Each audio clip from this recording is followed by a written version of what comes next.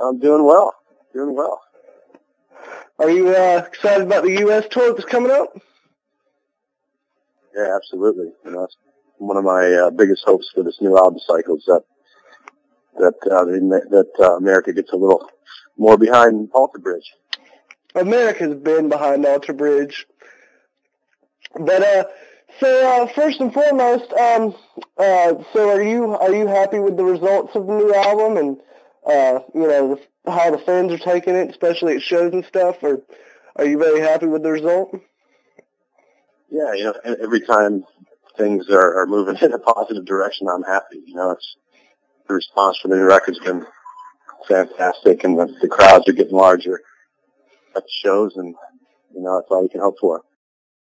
So, what is the biggest difference between doing you've performed, in several different projects. What is the difference between performing in Tremonti and, you did stuff with Creed and, you do stuff with Alter Bridge? What's the biggest difference with that?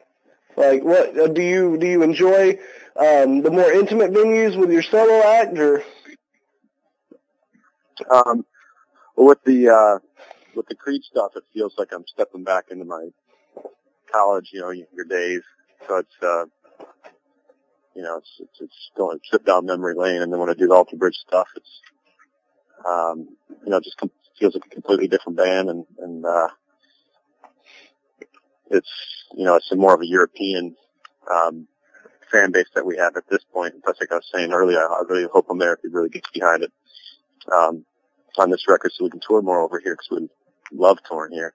And then, Tremonti stuff, being the front man is the biggest difference because you have to, in between songs on Alter Bridge and Creed, I can just go have a sip of a beer or something and relax. But with the Tremonti stuff, I have to constantly be entertaining the crowd and talking, and I'm not really an entertainer. I just like playing my guitar, and I do like singing, but I still have to learn how to be a better entertainer.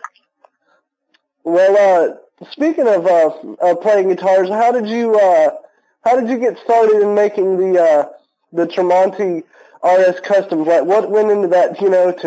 I'm going to try to make my own custom guitar, and then I'm going to actually try to sell them to the public, because I know that those are really big. I know a lot of people that I have been around over the years, ever since I was in high school and everything. A lot of people had a Tremonti custom guitar. So how did you get started with doing that and, making your own custom guitars?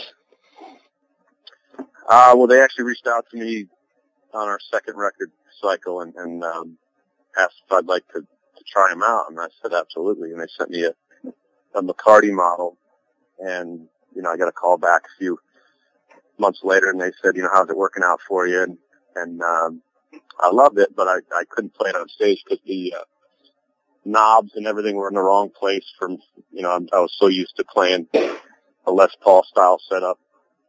So they sent me other guitars and that they had in stock, but this, certain things weren't right about it, weren't perfect. So it was perfect for like a more blues style or country style playing, but for the hard rock thing, I wanted something different. So they said, why don't we just design you a guitar and I get your signature model. So I guess just being picky got me on board with the PRS and the signature model. So do you usually stick with those when you're recording albums, or do you play a little bit of the Les Paul too? No, I play all PRSs now. I haven't played a Les Paul in probably 10 years. Well, that's been a long time. So do you feel that your riffs and your musical influence, I know that Miles has talked about you guys being pushing the limits of your musical influence with Fortress.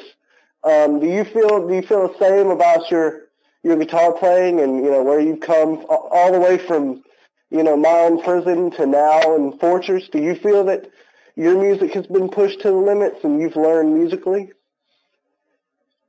Yeah, I'm always trying to improve. I try with every record to do, not repeat myself and learn new styles of playing and apply them to the new records. So it's always a new learning process. I always feel that there's a ton more to learn But when I juxtapose my playing from now to the Model Prison record, I see a big difference, which I'm happy about. So, what is, so far after all the years you've been playing, what has been your favorite song to play live? Like, I know I've seen you on stage before, and you get into it all, and you go into a different world. But what's that one song, at least lately, that you've been playing live that you get really into and you just enjoy? Well, Blackbird is probably my favorite song to perform on most nights. It's also a bear to play if things aren't going, if you don't have a good sound that night, or if you're just not feeling comfortable. That's probably the hardest song to play, but it's definitely the most rewarding as well. What is your biggest influence? Like when you write music and you do things, what is your biggest influence? I'm not sure. I think songwriting wise, I've been doing it for so long. I've been focusing on that, and I focus on that 90% of the time, and focus on the lead playing 10% of the time. So I just tap into that kid I was growing up, just passionate about writing music, and that's how I've always been. And I try and stay in my own little songwriting bubble, because the stuff I listen to and the stuff I write can be very different a lot of the time. Speaking of you as a younger kid, I know that you've mentioned in several interviews that you went to learn guitar and you actually wanted to learn the heavier stuff, Enter Sandman and all the really heavy stuff back then, and they wanted to teach you Twinkle Twinkle Little Star, so you weren't going to have it, and so you went and who actually taught you the most that you know about guitar now? I taught myself. I just bought books and videos, and that's why it was such a big. It was so exciting for me to do my first instructional DVD, because I grew up on guitar instructional videos. That's how I taught myself. And then when I went to college, I had a guitar store that would rent out instructional tapes overnight for free. So I'd go and I'd get a different tape every day and learn from those tapes. And now times have changed, because kids that want to learn how to play guitar and they want to be like the people they idolize. They have YouTube. Some of the best instructional videos have been on YouTube, and things you can learn musically. You just get on the internet. Times have definitely changed. Do you it's so easy. Do you ever look at to learn? Oh yeah, and it tends to be spoiling, but I mean, times have changed and you learn the hard way. Do you ever even now, do you ever pull up an instructional video and learn, or you pretty much just mastered the craft? No, I'm constantly on there. YouTube's a good source. I'll get on there and just scroll through videos, and I'll save all the ones that I dig, and I'm constantly learning. Now, I saw that For the most part, I like those.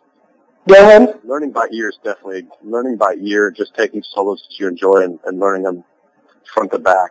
For me, is when I feel like I'm improving the most is when I'm doing that. Because sometimes when you're just hand fed, here's how I play this lick. It's not as you're not pushing yourself as much as when you're having to break stuff down. Listening to the audio over and over again, and then trying to decipher what they're doing with your ear. Now talk a little more about your own little label, Fret 12. How did you get started with that? Because I know you released the Tremonti record on that label. Yeah, my brother Dan was the one who convinced me to. My first instructional DVD came out on Fret 12, and Fret 12 started as a guitar community, and now it's growing where we have many guitar players putting out DVDs on Fret 12, and we decided just to make Fret 12 my guitar label as well, and they got this worldwide distribution, and they were already doing all the artwork for Alter Bridge, and so we decided just to keep it all in house, and they do all the they're great at marketing. That's their Core 12 is the company that started Fret 12, and Core 12 is kind of a marketing style company, so it was the perfect marriage. So I saw that is it you and Miles that are giving instruction for Fortress on the new instructional DVD that comes out? Because I saw that you had an instructional DVD coming out for Fortress. What made you guys want to do that? Just because fans, wanted to learn, or you just enjoy teaching? Well, since I did that first instructional DVD, the company's grown, and kind of brainstorming with my brother, and we decided that a good format for something that I would have liked to see when I was younger in the guitar instructional realm is to have somebody teach you exactly what they're doing on their records, because a lot of times you see your favorite players just teaching you licks and exercises and not their actual stuff. So we decided whenever we do a record, we'll just go and we'll teach fans exactly how to play it. And so me and Miles went up to Chicago and filmed both of our guitar parts and broke them down slowly. So if somebody wanted to learn either of our parts or both, or if a band wanted to cover a song, they could get, go and learn it straight from the horse's mouth. What is on Mark Tremonti's playlist? Like, if there's something what is something that you listen to that not many people would expect you listen to? That's current with today, or classical stuff. Yeah, I'm still into the old stuff. Like Celtic Frost is one of my favorite bands. I like dark metal, old school metal. I grew up on bands like Slayer and Testament, Metallica, and Megadeth. All kinds of stuff like that. But I like anything that's got some talent and passion behind it. I enjoy it. Well, what's one band that if you could be with Tremonti or Alter Bridge, what's one band that you would love to tour with that you haven't got to tour with yet? Gosh, I'd love to do a solid tour with Metallica. We've done probably 10 shows over the years with them, but to do a whole tour with Metallica would be a dream for me. What about if you could, play? I know that you've been featured on a lot of different music, a lot of people's albums. What is one artist's album that you would like to, have your guitar featured on, your sound? I'd probably say the same band, probably Metallica or Celtic Frost, and I actually got to hang out with Tom G. Warrior over in Switzerland when we did this last tour, and he invited me to play on stage with him next time we were together, and I kind of threw out that I'd love to write a song or write a piece with you at some point, and he never said yes or no, but he did invite me to play on stage with him, so that's I'm true for a young metalhead. So I got you for a few more minutes. So let's focus on the U.S. tour. Okay, first off, the band that you're playing with, if I'm not mistaken, is called Monster Truck. Yep. Are they? What made you guys want to grab them as an opener? We wanted to kind of get away from bands that you hear every day on active rock radio. We kind of want to separate ourselves from that, because I think Monster Truck is more of kind of a more experimental stoner rock kind of vibey rock band, and not a mainstream act. And Miles had already done some shows with them and said they're great guys and a great band. He said I'd love them, so I checked out some clips, and they're definitely a type of band that I'd like to listen to, and it'll be a fun tour. Speaking also of the tour, what city or what venue are you looking forward to playing the most? Because I know there's got to be a certain crowd in the U.S. that is always stuck out to you. What area are you looking forward to playing the most, and what venue? When we played New York and L.A. Are going to be two of the best shows of the tour for sure. Chicago. The Texas shows are always crazy. Pretty much all the cities that we picked for this tour are all of our favorite cities in America that have the best crowd response for us. And I noticed that some of the venues that y'all played on this first leg of the tour are pretty mid-sized venues. Are you excited about kind of being able to? I know you've mentioned that you want the U.S. to expand on Fortress. So are you really excited to be able to do that? And also, is there going to be another leg of the tour, or are these all the dates so far that you know of? No, we're releasing new shows all the time. Like Kansas City just got announced today. So there'll be, probably another. I don't know how many are announced yet, but there's still a bunch to come, and we'll do another leg hopefully soon, later this or the end of next year or next fall. Well, we'll hit every festival we can. Maybe you guys can get in some of the festivals coming up this summer here. I know that y'all have. I know that y'all are going overseas for a few, aren't you? Yeah, we're hitting every festival possible this year, both in the States and overseas and in Australia. We'll hit all the big European festivals. And we're real excited about playing the Download Festival this year, so we'll be playing right before Aerosmith, which is another big dream come true. And I think playing right before Iron Maiden on another show, which is it's just unbelievable for a young metal fan like myself. If I knew that back when I was in high school, I'd be playing with Maiden. I'd probably faint.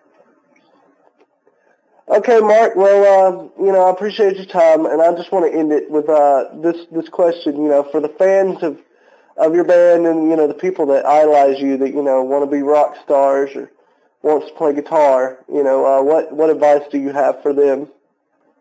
I think it all comes down to the good songs. So that's I think the most key part of every band is just keeping that songwriting going. It's not all about technique and that stuff. It's all about the passion. So keep that passion, write them songs. All right, Mark. Well, I definitely appreciate your time, and I was very honored to interview you. And I will look forward to seeing you on this tour.